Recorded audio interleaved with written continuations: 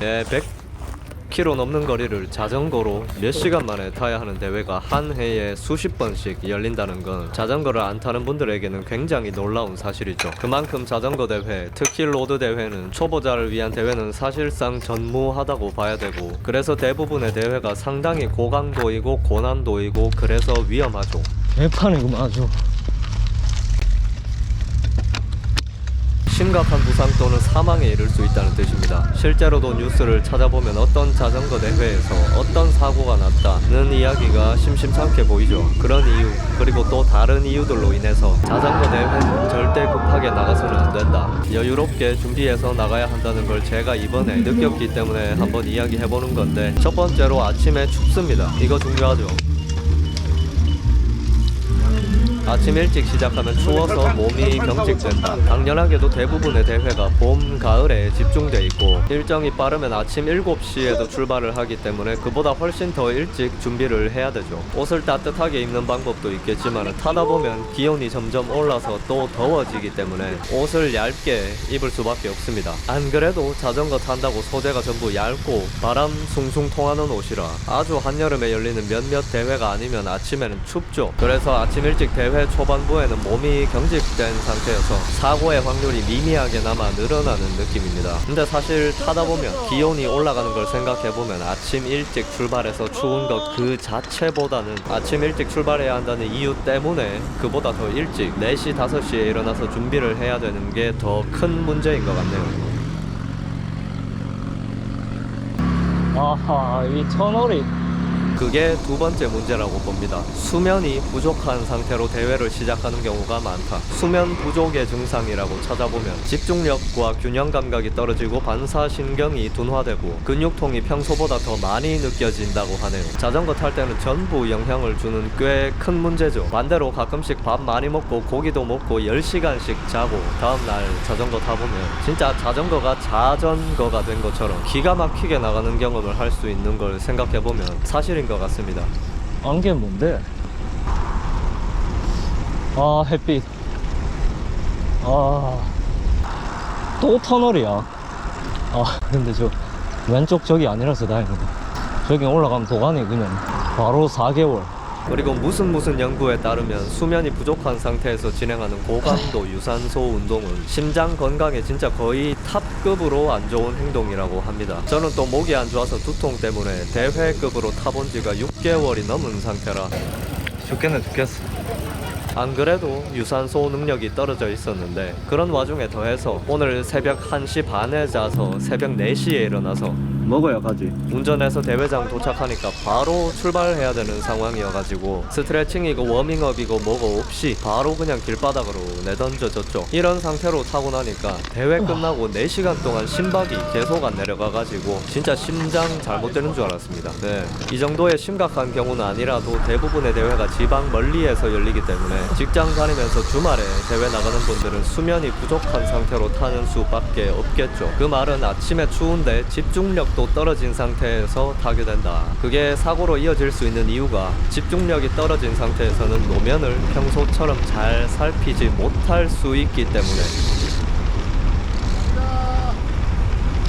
세 번째 문제로 보는 거는 길도 노면 상태도 모른다. 마찬가지로 직장 다니면서 자전거를 타시는 분들이 대회 전에 해당 코스로 미리 답사를 가볼 수 있는 경우는 사실상 없죠. 그래서 그냥 아예 모르는 상태로 타거나 최소한 속도계에 지도를 넣어서 타긴 하는데 방향은 알려줘도 노면 상태는 알려줄 수 없죠. 운전을 오래 하시는 분들은 느끼는 게 출퇴근길처럼 같은 길을 여러 번 다니다 보면 길이 어디가 좀 꺼져 있는지 맨홀이 어디 있는지 딱히 외우지 않아도 자동으로 기억이 되죠. 자전거도 매번 타는 길을 타다 보면 기억할 생각이 없어도 자동으로 길이 기억되는데 문제는 여기는 대회라는 거죠.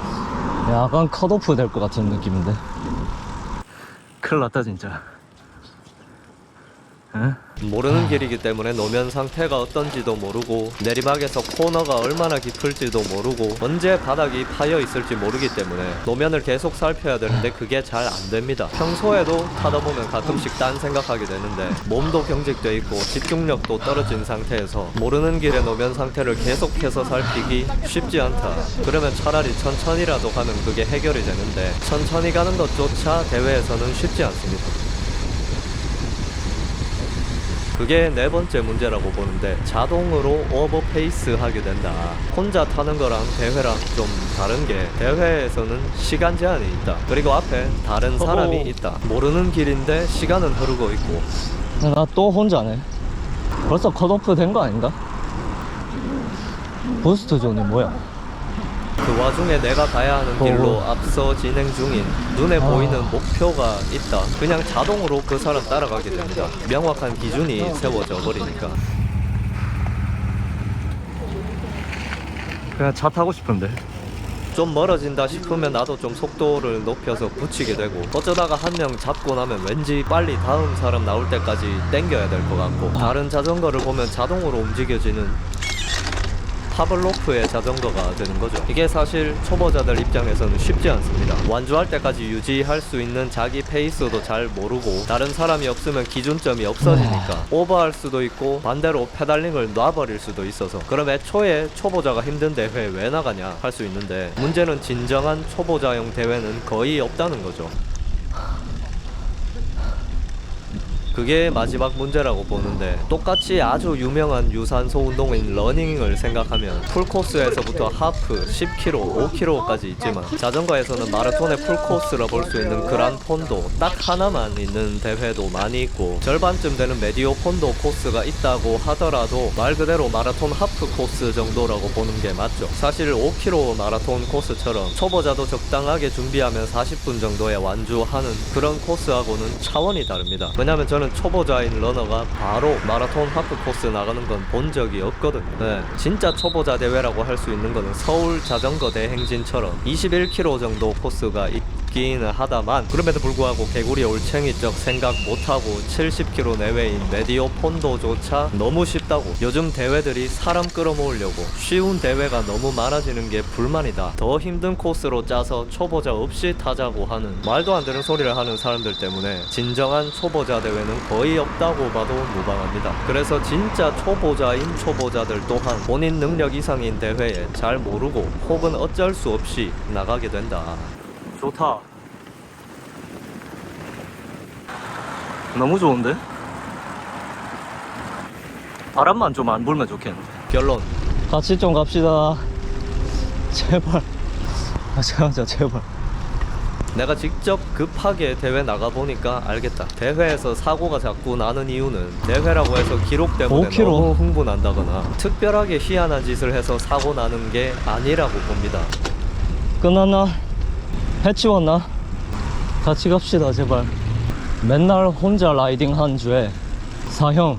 그냥 일교차가 큰 상황에서 출발하고 몸 상태가 저하돼 있고 집중력이 떨어진 상태로 쉽지 않은 모르는 코스를 타다 보니까 순간 대처도 잘 안 되고, 평소라면 하지 않았을 판단을 하게 되기도 하고, 그렇게 자연적으로 사고 확률이 높아지는 거라고 본다.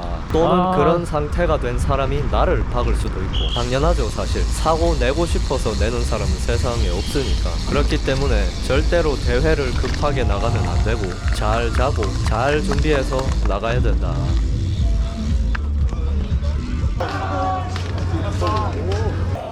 있어. 와, 케이블이 있었죠? 아, 심박이 계속 안 내려가네. 먹을 힘이 없다.